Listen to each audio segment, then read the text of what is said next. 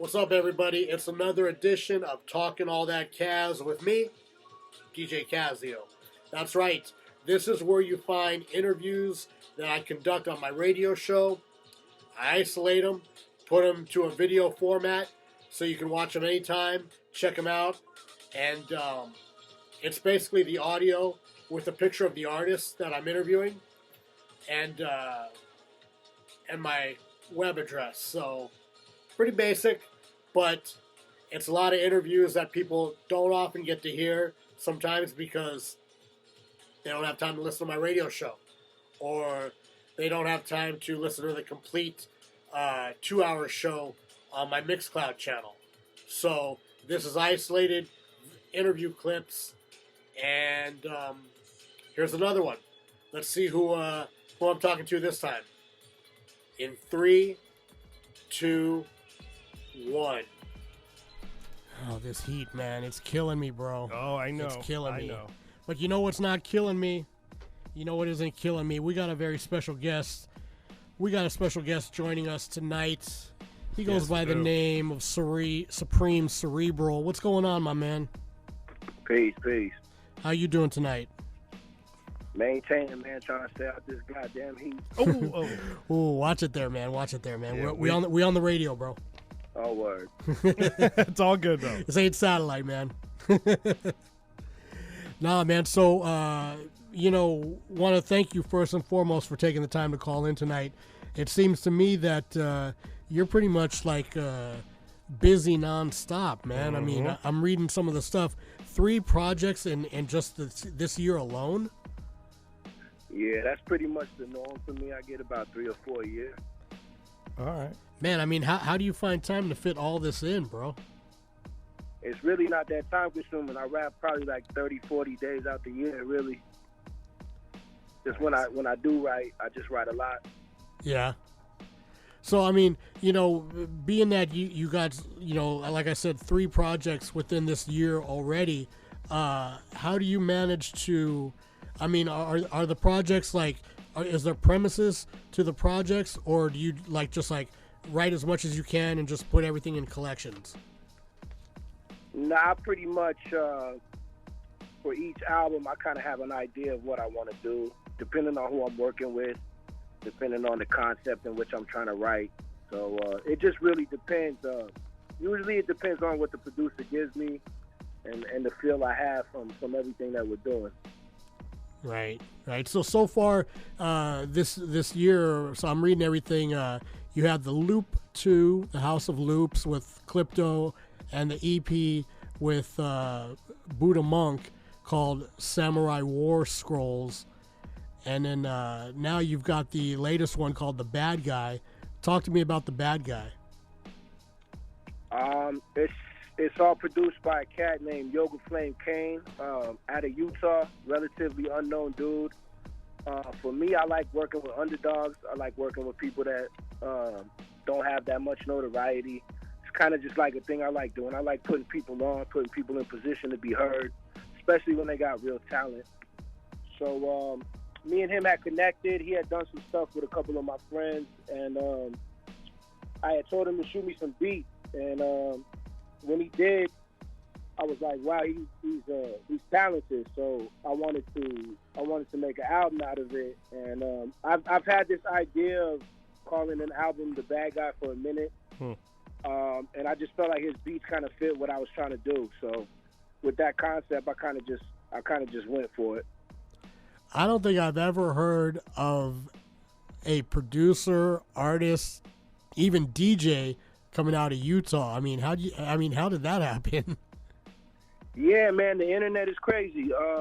And everything is universal now. Doesn't matter where you're from.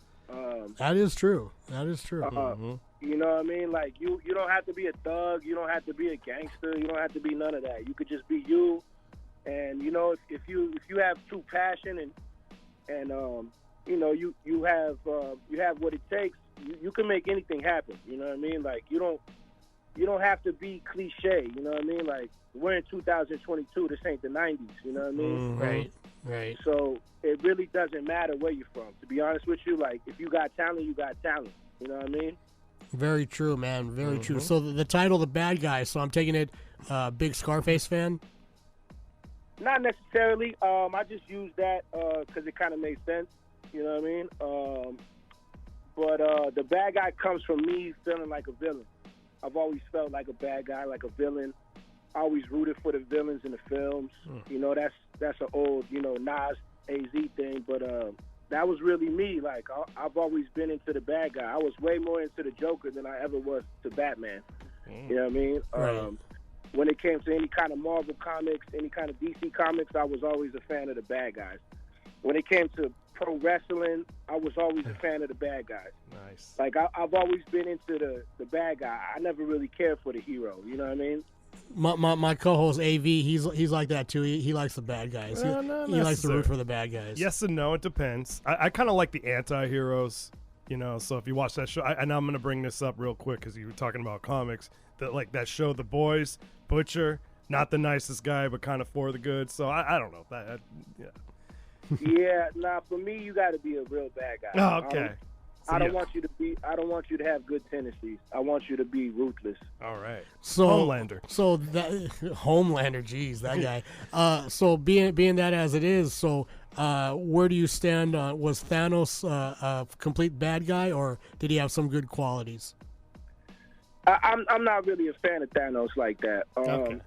I felt like with the power that he had, he should have crushed them all and killed them all. But he did. You know what I mean? So he don't really get that real respect from me like that. Even though he one of the more powerful guys, it's just I felt like he compensated too much. Like he did have a good he had a good side to him. So if he was really that real bad guy with all that power, he would have just made it happen. True. But then I also understand from a writing concept that you don't want to kill everybody off real fast. So, No. Right. You right. got to have a storyline to everything. You know what I mean? But for me, I wasn't really a fan of those movies like that. Interesting. No, that's fine. Interesting. All good though. So there's 12 songs on the Bad Guy album. You worked with people like Napoleon the Legend, Alphabetic, Midas the Beast, and a new cat named, or not a new cat, but a guy by the name of Ralphie Reese. Tell me about that guy, because I don't know too much about him.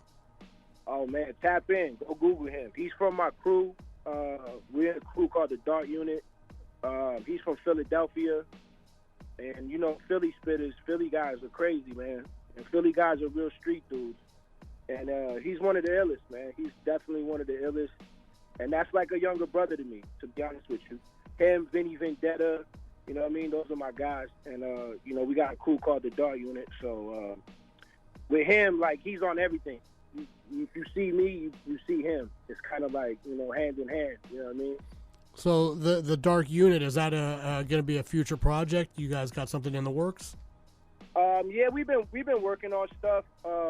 Couple of dudes got locked. Some things happen. You know how life is. So we haven't been at full strength in a while. So I think once we finally get full strength and we're able to link up and figure it out, I think that we'll finally get a Dark Unit project. That might happen next year. That might happen 2024. You know what I mean? Because I got a lot of stuff lined up for next year. So it just, balancing everything and making sure that it's right, because we ain't trying to force nothing out here. We want to make sure that everything is cohesive and everything sounds like, organic. Right. I asked a lot of artists this from a beneficial standpoint. How beneficial was it being, the 2 years we went through the lockdown where you could just concentrate on writing and having stuff, in the chamber, as opposed to when you were out and about, like everything else was happening? It actually hindered a lot of things. I had dropped an album called Soul Train right when the pandemic happened. Like that week of the pandemic and them shutting everything down, my album dropped. And I had an album party which had like 1,000 people RSVP, and like it was about to be crazy. And we had a bunch of people lined up to come through, and it just shut everything down and hindered the progression of that album, which I think is one of my better albums. And it didn't get the push that it probably needed. I wasn't able to shoot as many videos as I wanted to. The pandemic for me was cool, but it didn't make me write more. It didn't make me write less. It was kind of just the same. You know what I mean? So I had to figure it out as far as getting exposure and getting things out there without doing the footwork, which was kind of hard. All right. So, yeah. You know, It's rough.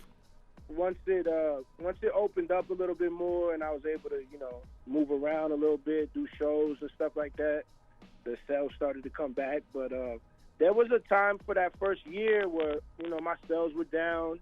People weren't buying as much stuff. The post office was acting crazy about, like, packages. Mm-hmm. Me sending stuff overseas, people weren't getting it because it was getting stuck at customs. Like, there was a lot of rigmarole, you know what I mean, that I wish I didn't have to go through. But, that's life, you know what I mean? You just gotta work your way around it and keep it moving. So I'm guessing a deluxe version might come out, like a kind of like a reissue with like some bonus tracks, and maybe they get people to recognize, oh yeah, hey, we got some here. Nah, pretty much I just keep it moving. Okay. A lot of people tap into me and then they're like, they go back and see my discography and they're like, wow, this is crazy. You got a lot of stuff, which I like. You know what I mean? It's good for people to like discover you out of nowhere, because then they buy everything from you. All right, that is true. That's very true. That is true. Because they tap into you and then they're like, wow, I didn't even know about you. How do I not know about you? You know what I mean? Like, in some conversations, people calling me a legend. In some conversations, people like, I don't even know who he is. So, right. It's a healthy balance, but the key is to keep it moving, try different outlets, you know what I mean? Try to get people to, like right now I'm on a paid campaign to get my music out there. So, that's how my music is starting to get out there a little bit more. You got to put money into it. You got to be able to grind. You got to be able to work, and you got to put money into it. Yeah, that is true, because there are a lot of younger artists coming out now that think, oh, I could just throw my stuff up on the internet and that's all I got to do, and it doesn't work that way. Right, and in some cases it does, you know what I mean? Like, not everybody's going to get that, but in some cases that does happen. But a lot of times that doesn't equal longevity. Right. No. That's quick success, you know what I mean? And sometimes, the shortcut is the long way, so... That's a good phrase. I like that. The shortcut is the long way. Yeah. I like that. Yeah, at the end of the day, sometimes that short, quick, it doesn't work. You know what I mean? It's there for the moment. It's momentary. But after that moment is gone, what are you going to do next? True that, man. True that. Well, hey, man, like I was saying, we appreciate you taking the time to call in tonight. We're going to get into No Games. I'm feeling this record right here. Tell me everything I need to know about it before we run it and let you go. Produced obviously by my man Yoga Flame Kane. It's featuring my brother Alphabetic from New York and Napoleon the Legend. And Napoleon, he's got a good name for himself. I don't think I need to explain who he is. But, no doubt. All right. You know what I mean? Yeah, those are just my people. Everybody on this album is someone that I know personally, that I've met personally, and I've hung out with, and I would consider a friend. True that, man. True that. That's the best way to do it, man.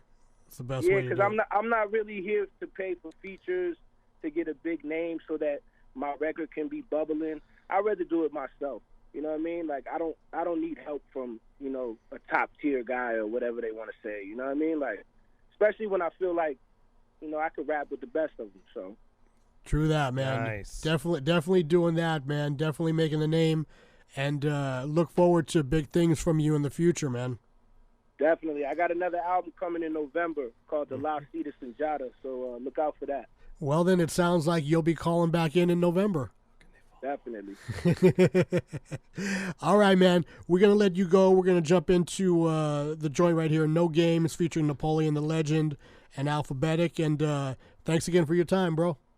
Yeah, man, I really appreciate y'all reaching out, man. Much love. All right, man. Peace. Peace.